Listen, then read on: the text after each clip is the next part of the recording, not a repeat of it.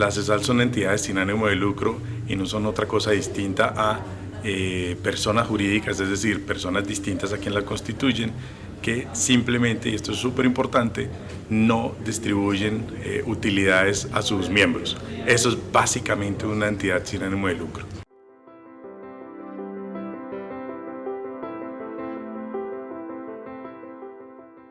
La importancia de este libro es que se constituye una gran reflexión sobre los temas normativos de uno de los sectores más importantes de la vida social y económica de cualquier comunidad, como son las organizaciones sin ánimo de lucro, las ONG, y que hasta ahora han carecido de una guía como la que se le presenta hoy a la comunidad, en la cual se hacen unos exámenes muy rigurosos sobre toda la parte normativa y también un énfasis en todos los temas tributarios. Este libro es fundamental por tres motivos básicamente. El primero es porque se desarrollan temas que en el estado del arte y en la búsqueda que nosotros realizamos no encontramos que sean tratados en ningún otro documento. Por ejemplo, temas societarios traídos a las entidades sin ánimo de lucro. Como las entidades sin ánimo de lucro son unas entidades y personas jurídicas reguladas por otros documentos o códigos o leyes distintos a las de las sociedades, hay muchas cosas que a veces se cree que se pueden aplicar y no necesariamente. Entonces lo que nosotros hacemos, entre muchas otras cosas, es un estudio de cuáles sí, cuáles no y por qué.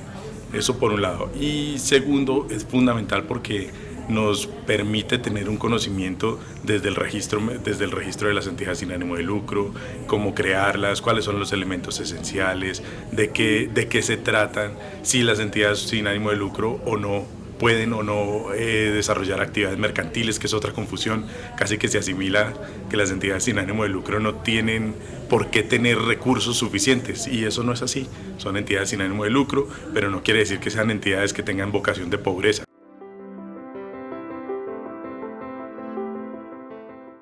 Entidades sin ánimo de lucro hay muchas. En el libro tratamos tres básicamente: las asociaciones y corporaciones y las fundaciones.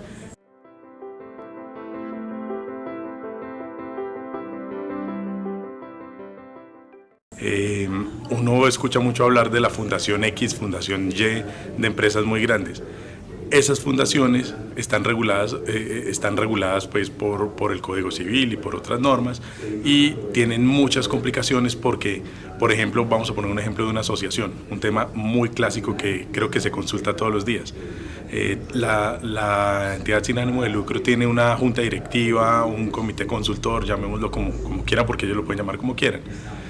Y resulta que tienen a un miembro viviendo en China, otro viviendo en Japón, otro viviendo en Estados Unidos y uno en Colombia. Para reunirlos es muy difícil. Pues pasa mucho que para las sociedades, por ejemplo, hay la posibilidad de tener reuniones virtuales por comunicación sucesiva y simultánea.